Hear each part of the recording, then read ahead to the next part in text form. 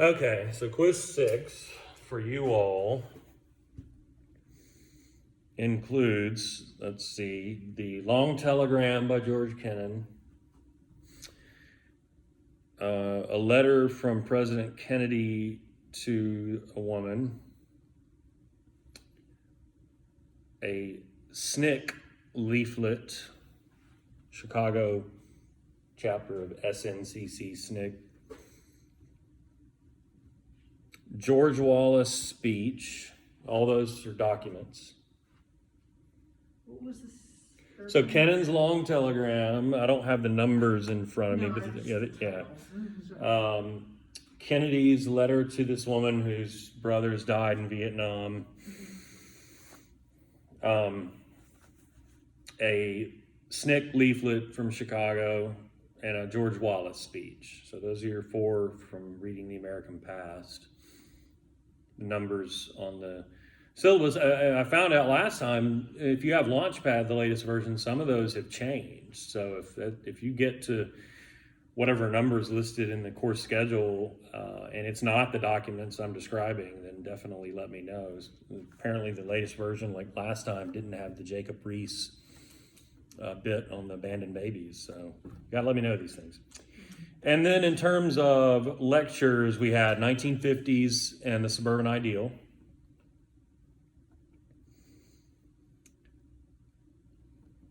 You had Cold War.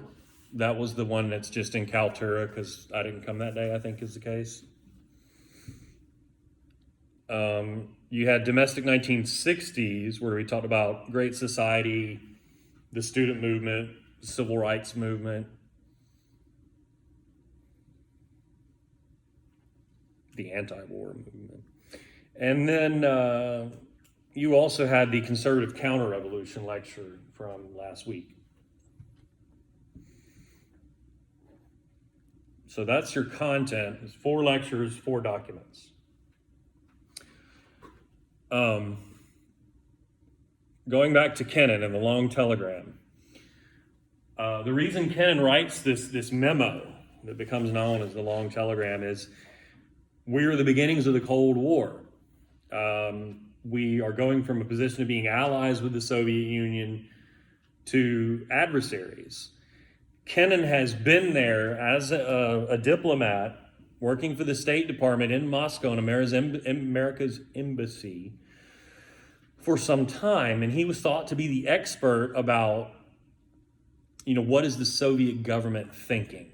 What are these people out for? What do they want? How do we, in other words, to gain understanding and insight into their thinking so we can know how to deal with these people once they become our adversaries.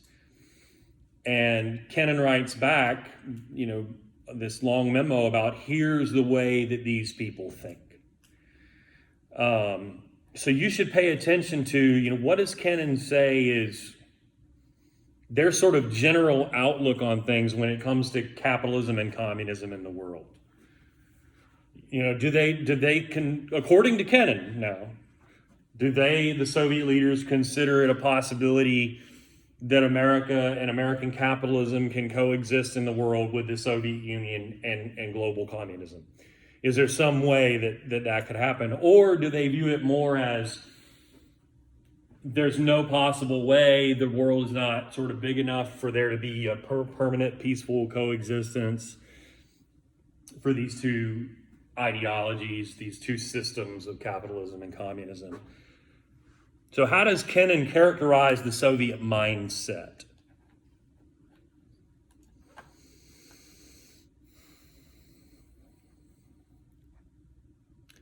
And then with the Kennedy letter, this woman has written to the president wondering, my brother was sent to Vietnam and he died in this supposed helicopter crash. When we're not even supposed to be fighting, you sent over the Green Berets to just be advisors to the South Vietnamese. Why is my brother dead? And not necessarily like what were the circumstances of his death, but more, why do we have troops halfway around the world in Southeast Asia? What you should be able to tell me is what is Kennedy's response to her, to that question. Kennedy gives the American rationale, the rhetorical rationale for us being in Vietnam, which is to say he essentially gives her the Truman Doctrine. Now, I don't want that to be your answer. I want you to tell me what specifically does Kennedy say, though. In the SNCC leaflet, when you read that, I want you to ask yourself, how is this different from the SNCC of the early days? How is this different from like John Lewis's SNCC? You know, things are different. This is no longer the time where SNCC was committed philosophically to nonviolence. SNCC has shifted towards black power. So what looks different about it by the time this leaflet is put out?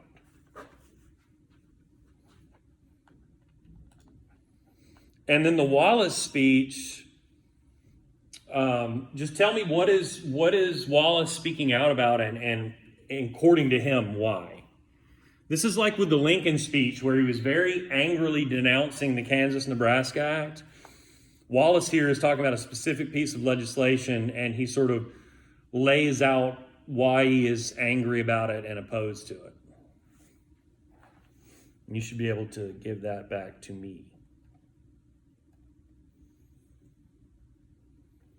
What did you say for the SNCC leaflet? Just what's different about, imagine if this were the SNCC of 1960, I don't know, 2 or 3, being led by Diane Nash and John Lewis. How does what's being said in that leaflet differ from what you know about the Student Nonviolent Coordinating Committee in those earliest days? When they were coordinating sit-in protest, when they were working with Martin Luther King and SCLC on campaigns and so on in Birmingham and Selma, when they were assisting the Freedom Riders, when it was a biracial organization. What's different? That cover it for the documents. Questions? Okay, for lectures, I think it's obvious that I'm going to ask you, what is the suburban ideal? How did I define that? That was one of the themes of that lecture.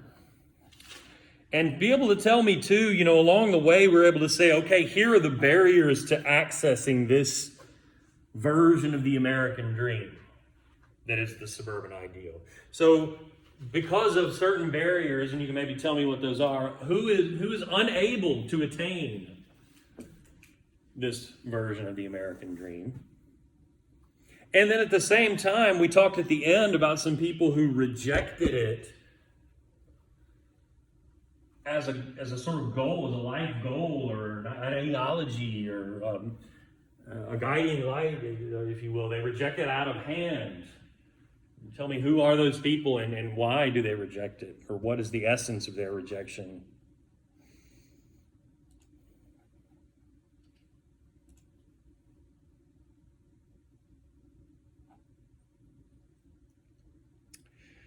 And from the Cold War lecture,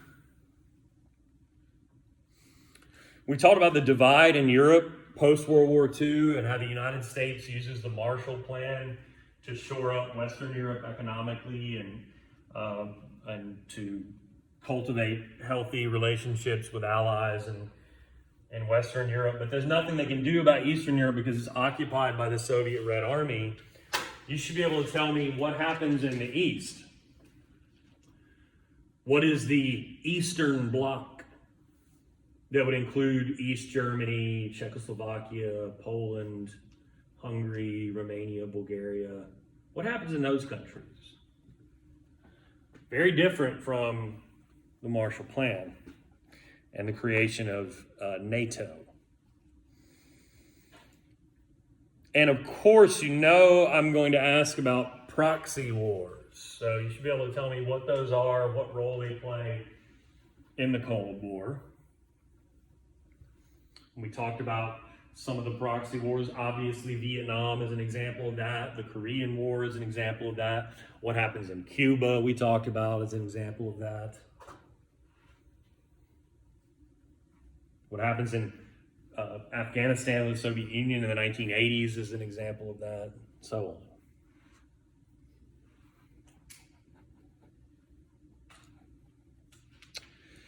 And then 1960s lecture, we began by talking about Great Society, and I might ask you, what are some Great Society programs?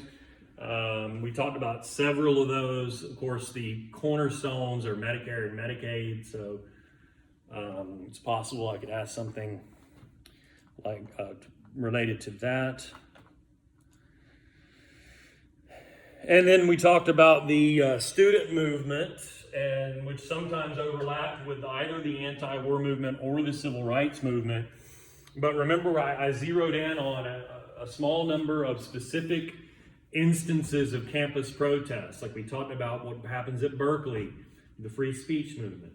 We talked about Columbia in 1968, and we talked about Kent State as well, 1970. So you should just be able to differentiate between the events associated with those three universities in that decade. And then finally, conservative counter-revolution lecture. We kind of walked through a number of individuals who kind of begin to put together elements of what would be the sort of core set of issues at the heart of the new right, of the new conservatism in the 1970s and in the 1980s and 90s. Be familiar with those individuals. One of them, remember, was Wallace. Before that, we talked about Barry Goldwater. And before that, we talked about Strom Thurmond. And of course, we talked about Nixon. So those are people you should be familiar with and be able to differentiate between. Thurmond, Goldwater, Wallace, Nixon. And then, of course, it culminates with Reagan.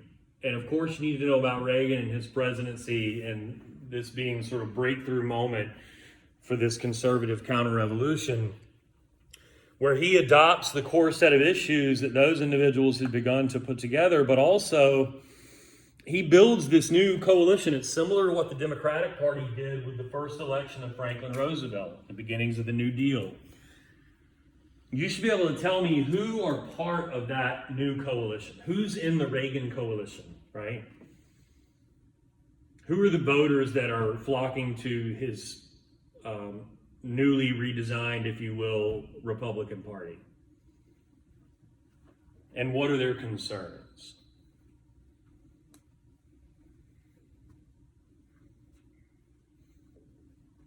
And so you should also know what the Reagan agenda is. What's he calling for? What does he stand for? What does he campaign on, maybe more importantly?